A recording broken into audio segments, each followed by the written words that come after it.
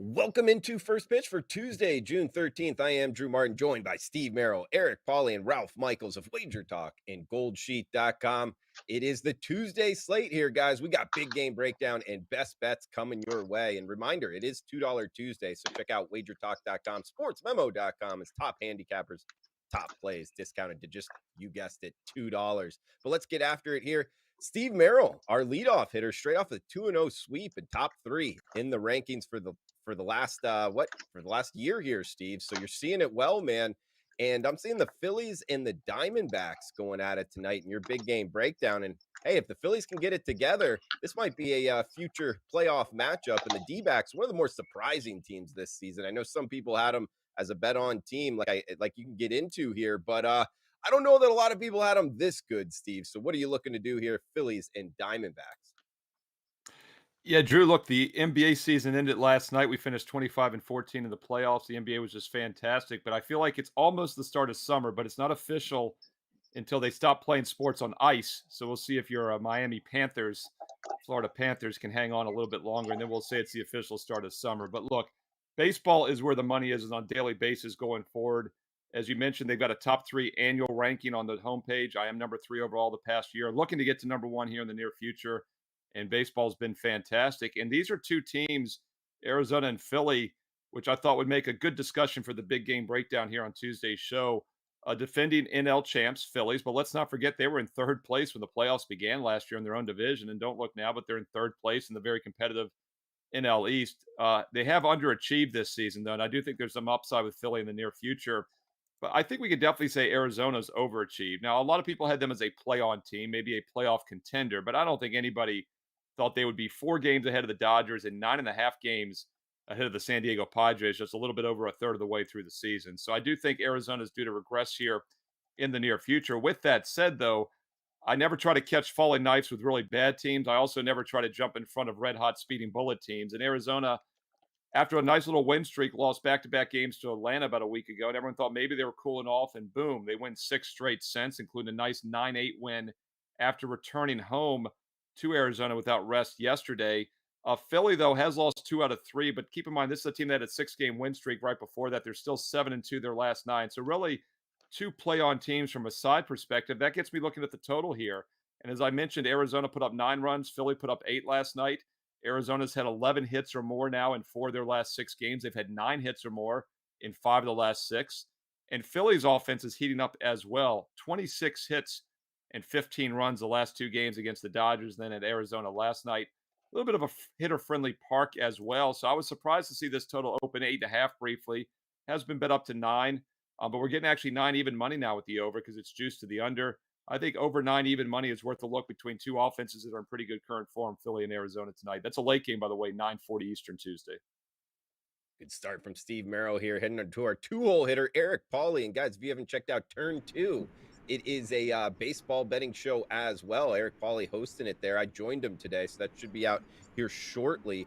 Eric, you can find him goldsheet.com, and we got a Gold Sheet best bet coming to you. And I'm seeing the Milwaukee Brewers with a little starting pitcher here, Corbin Burns. Speaking of falling knives, I mean, the Brewers haven't been playing very well, Eric, but I think you're going after a pitching prop here. What are you looking to do with Mr. Burns on the hill today? Yeah, Turn 2 is going to be out later today. It was really so much fun recording with you, Drew, earlier today. So very much so looking forward to that episode going live. That episode, we were just talking more MLB betting strategy. So right now, of course, big game breakdown. I'm not really interested in handicapping the totality of the game between the Twins and the Brewers. Obviously, like you just mentioned, Drew, Brewers are not in the best form right now. And the Twins, they're a very hot and cold team as well. They're either striking out a lot or they're hitting a lot of home runs. I think today is going to be a day where Corbin Burns, starting pitcher for the Brewers, is going to rack up over 6.5 Ks in Minnesota. And this is just a matchup where the numbers are just too good to kind of ignore. So for starters, Corbin Burns, after starting the season on a little bit of a slower note, has shown he's completely in form, right? He's not even close to being washed. You look at his fastball spin rate, 99th percentile, curveball, 83rd. Look at all the advanced metrics and percentile rankings. He doesn't even rank lower than in the 73rd percentile in all important metrics in terms of batted balls against him. So Corbin Burns being on top of his game, definitely a check mark. One issue here is walks. He does walk a little bit too many batters for my liking. He's in the 40th percentile there or around there. And the Twins actually have one of the higher walk rates in baseball. But all things considered, I think that asking Burns for just 7 Ks against this Twins team tonight isn't too much to ask for. Burns has been increasing his percentile ranking for strikeout percentage, now up to the 54th. He's in the 71st for whiff percentage and the 61st for chase rate. So he's getting a lot of swings and misses on balls inside and outside of the zone. That's a great matchup against the Twins, who not only do they whiff the most in the MLB, they have the highest K rate against righties in the entire MLB this entire season. They have the highest K rate at home this entire season, and they have the highest K rate in the month of June. So again, asking a pitcher like Burns, who this is still a little bit of a misprice because of how he started the season. He's gone over this number in 5 of his last 6 starts. It's kind of like another dream matchup here. I like Burns to get over 6.5 Ks in Minnesota tonight. Eric Paul at goldsheet.com, our 3-hole hitter here as we're getting into the power portion of the lineup. We got Ralph Michaels at Cal Sports LVs, guys. And Ralph, I'm seeing the Miami Marlins and the Seattle Mariners, man. Interested to see what you're doing here in the Pacific Northwest. If the Marlins play like they did last night, oh my gosh, I was on them. They hit into double plays. They were making errors, extending innings, and then Seattle took advantage of it. It was a frustrating one, to say the least, betting on the fish. Can they bounce back tonight, Ralph? What are you thinking in Seattle? Drew, with whatever's in the water in Miami between the Heat and the Marlins and the Panthers, I think right now we should just be betting Dolphin Super Bowl props, the way the Miami has turned into a sports situation. So hats off to the Miami fans. You guys have had a great season to be able to root. Yes, you look at last night's game and they got 1 hit. Well, because they got 1 hit, I wanted to go to the database. Since 2010, when an MLB team gets 1 hit in the opening game of a series, they have won 56.3%. That number doesn't sound wow, but the average line was actually an underdog. So when you take an underdog hitting 56% of the time, it is a positive situation. To me, it's quite simple. We have a better pitcher in current form and a better team, despite getting 1 hit yesterday, getting a very favorable price. I released this to my clients at plus 125. It's even climbed up even higher than that. Remember, Marlins are still 8-2 their last 10, 14-5 the last 19 versus righties. They've won 5 straight games off a loss. You look at the Mariners, 4-8 their last 12 games, 5-11 off a win. Cabrera, 2.16 ERA, a 1.02 whip his last 3 starts. And in his last 8 starts, he hasn't allowed more than 3 runs, but just 1 time. He had great outing 2 games ago, but on the surrounding that game, last game and 3 games ago, he allowed 12 runs in 8 2/3 innings. I like what catcher Stallings said. He talked about how his young staff, the second time he's been seeing teams have made adjustments, but they've had a lot of meetings between the pitchers and the coaching staff and the catchers. And he said these young pitchers have just caught on so well to making adjustments to what teams are making adjustments against them. I'm not really one to say I look at interleague records and base a play on that, but Miami also 15-4 in interleague games. So you look at the offense, and yes, the performance was bad yesterday, but Seattle's offense had been struggling with the exception of the last 2 games. I'm not sure 1 game at home all of a sudden gets them out of the slump. Taking a dog in this situation, a value play all the way around. This is an actual client release for me. Like the breakdown there, Ralph. So Marlins plus price, Pacific Northwest here tonight, guys. And I'll tell you this, Ralph. I watched pretty much every pitch. I was betting it last night.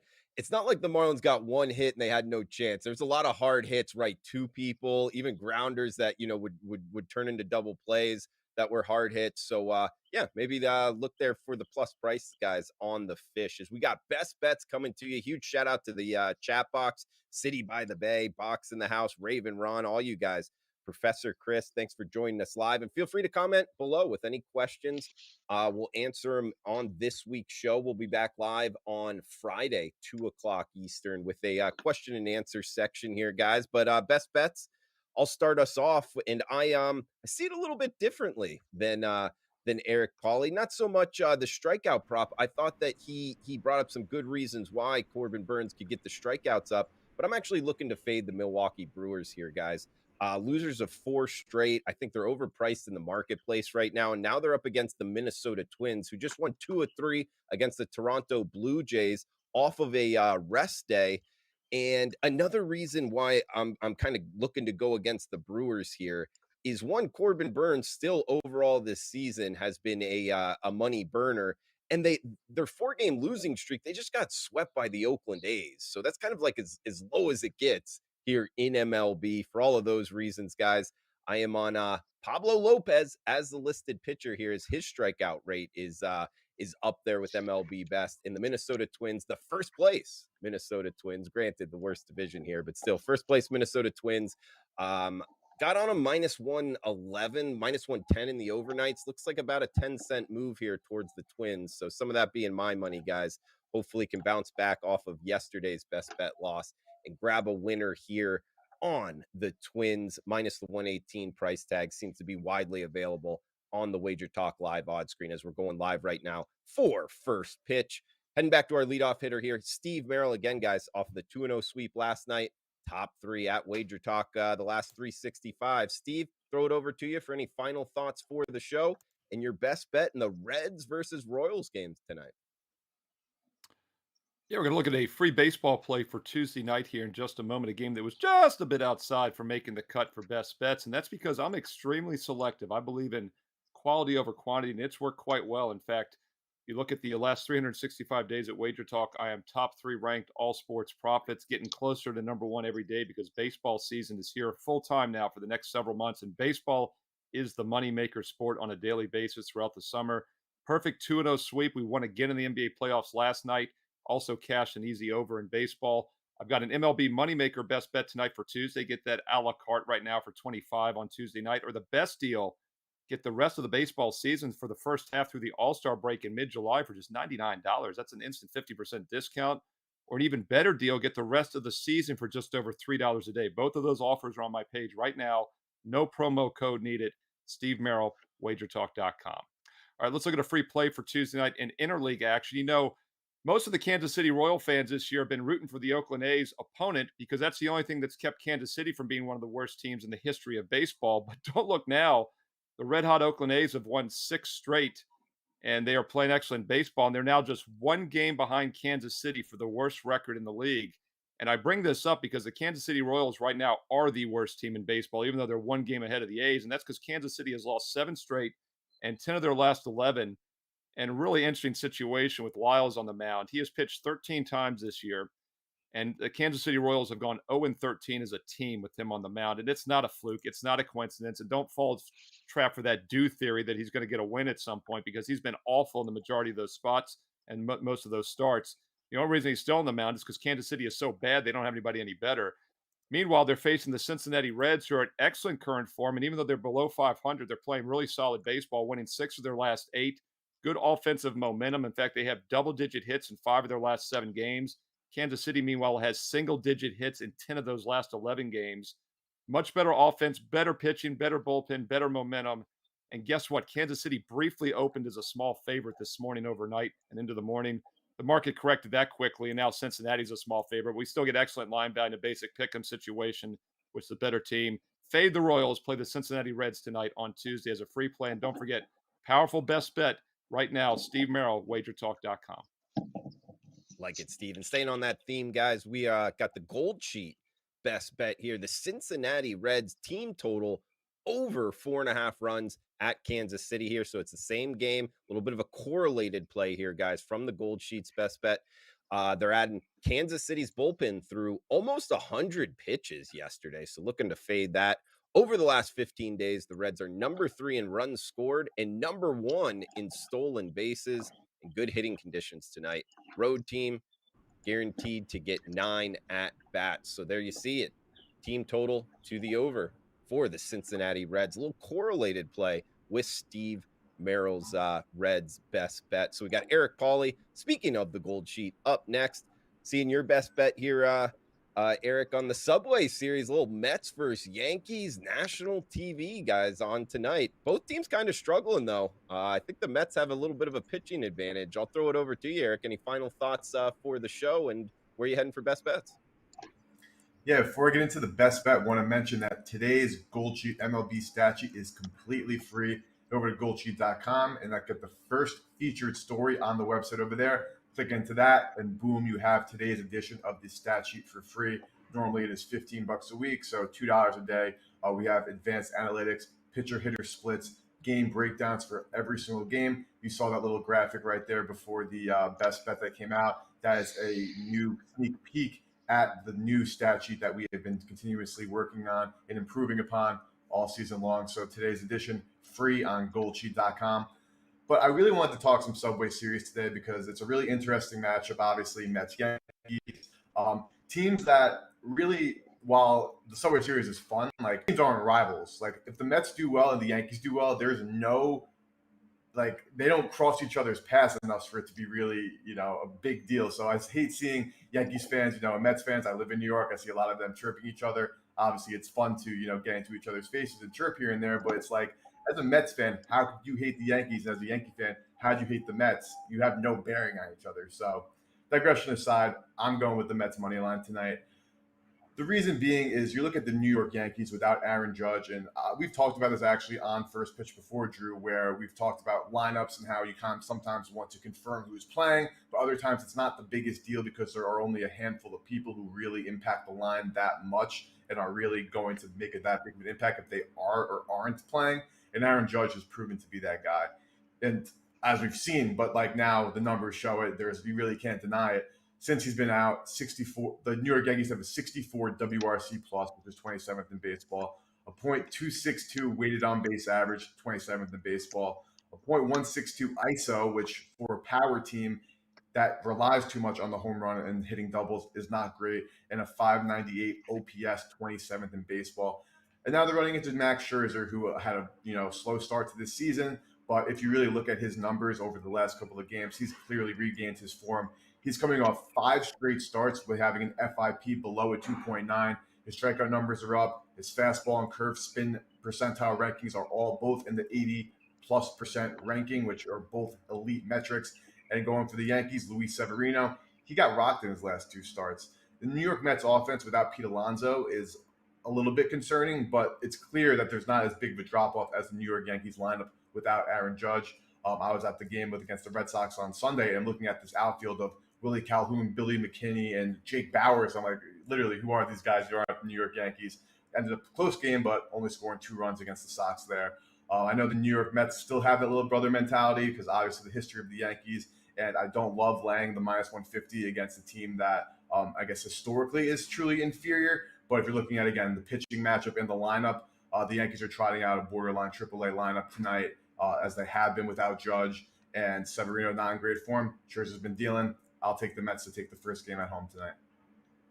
And Eric, just follow up here. I mean, we are seeing this. This is probably the biggest move on the board from the openers, man. We have seen a lot of Mets money here, and I don't know if you've ever seen that social media clip where they interview a Mets fan coming out, and he's got sunglasses on. You can tell he's been drinking, and he's like, tell us about being a Mets fan. He's like, it's such a miserable franchise. It sets you up to have it prepares you for life. I don't know if you've ever seen that clip. Do you feel that as a Mets fan though? Is that how you feel about your kind of favorite team? No, so I'm actually not a Mets fan. I live in New York, Oh, love both teams. Okay. As a Knicks and Commanders fan, I feel that way all the time, 100%. But I could see why Mets fans feel that. I have a great joy in having a bunch of Mets and Yankees fans and chirping both of them. I like being in that middle ground of just loving the sport. But Mets fans should feel that way 100%, and I do feel bad for them. But at least they'll have some bragging rights, hopefully, tonight after they could take a win in the Game 1 of the Subway Series. Yeah, no, I saw that clip. That's one of the funny ones, man. I feel it as a Marlins fan. It's not many winning seasons, and it kind of prepares you for life. So, guys, we got one more best bet here from our 3-hole hitter. Last, certainly not least, that's Ralph Michaels at Cal Sports LV on Twitter. If you're not following him, you need to. He throws out all kinds of trends and angles. Great for sports betting here. So, Ralph, I'll throw it over to you, man. Any final thoughts for the show, and where are you heading for best bets? Nothing to promote. I have 2 MLB plays. You're getting them both here for free, so no reason to visit my site today. And Drew, it's always interesting when we have opposite sides here.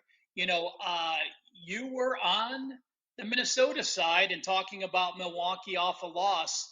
I'm talking about Milwaukee getting swept and how I think it'll help them. The funny thing is that manager council was at his kid's graduation yesterday, so he wasn't even at the game.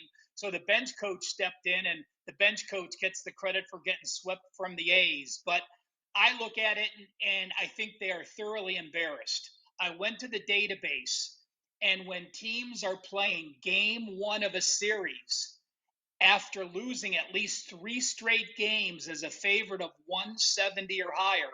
Again, that's about as embarrassing as it gets, losing 3 straight as a big favorite. Now you're playing game one of a series against a new foe. Those teams have actually hit 67% against the spread, so they have bounced back. You look at the teams. When you look at the gold sheet, when you go to the WagerTalk today and download the free gold sheet today, it has last 7 days, last 14 days, last 30 days, records and average lines and batting average and ERAs and whips. And these teams are almost identical throughout the entire period. One big difference they do have, the Brewers strong against righties, 25-16, excluding 2 games when they were a dog of 160 or more. The Twins just 7-13 their last 20 games versus righties since May the 15th. Both pitchers had excellent games, and Lopez did have one of his best performances of the year against Tampa Bay, allowing 1 run. But at home this year, an ERA over 6, a whip over 1.3 at home. And you look at Burns, this is a Cy Young pitcher. Yes, he has not putting up Cy Young numbers, but a 1.71 ERA and a .71 whip his last 3 starts off an 8-inning, 2-hit shutout, 9 Ks, 0 walks. I went back to look how Burns does when his team lost the last game. I remember Kluber used to be great in the Indians. When he used to be on the mound and the Indians lost the previous game, he was that stopper. Burns has been 10-2 on the road when his team lost the previous game. I'm not talking about him losing, but what the team did in the previous game. He has been their stopper. Him getting better, have a Cy Young pitcher on the mound, I think really is a difference. And this is an angle that my son brought up on Wager Talk today a few weeks ago, and I've really been following, and it's had some great success. It's teams at home off a 6-game road trip playing game number 1 at home with rest. And Steve, I think you and I brought this up at Wager Talk, and it makes sense. A team is on the road for a period of time. You come home, you get back into the family routine. You do those things you need to do. You spend time with your kids, your wife, your family. Now you're coming back, and after a day of rest, you're going to your home field and then playing. Those teams have been a fade. It is a much stronger fade if the teams won the previous game and they're a dog. No teams fit role this year. So put it together. I am going to go first 5, Drew. I'm going to take Milwaukee plus the 106 first 5. So both you and I can win our best bets. We'll see if that happens. Absolutely, Ruff. Hey, quick follow-up here, man, because I do remember you and your son Jeff Michaels, guys, both of them putting out great trends here. In that stat you bring up, because I've started to use it in my handicapping, I thought it was for the 3 city road series. It's still the same trend if it's only a 2 city road series that they're coming back from? Six game road trips have been very strong. 9-game road trips were just a bit stronger. So yes, both were still very active. But in both of those situations, Drew, again, they are much stronger if the opponent won their last game of the road trip and they're a dog. They have been a super fade when in that role. Interesting. Guys, at Cal Sports LV on Twitter, Ralph Michaels, wagertalk.com, bringing the heat with the trends and the angles. So guys, recap of best bets. We'll get to it. And huge shout out to the chat box. Like always, please smash that like button as we got the Minnesota Twins here. Minus 118. That is my best bet. Ralph Michaels, hey, on the other side, but there is a chance we can both win with Milwaukee first 5 at that short plus price. We got Eric Pauly, New York Mets, Subway Series here. Been steamed up a little bit, minus 155 here on the Metropolitan. Steve Merrill, Cincinnati, you heard it there. Fade City on the Kansas City Royals. Check out Steve off of the 2-0 sweep, wagertalk.com, and Gold Sheet, Cincinnati Reds, little correlated play, team total to the over for Eric Pauly. Goldsheet.com, wagertalk.com. It is $2 Tuesday. Reminder, guys, go check it out at the website. Top plays discounted to just $2 from the top handicapper. Feel free to reply below in the reply section. We'll be back tomorrow. Early show here, guys, for the Wednesday and the Thursday slates with a lot of day games. For Ralph Michaels, Steve Merrill, Eric Pauly, I'm Drew Martin. Thanks for tuning in. Smash that like button. Cash those tickets.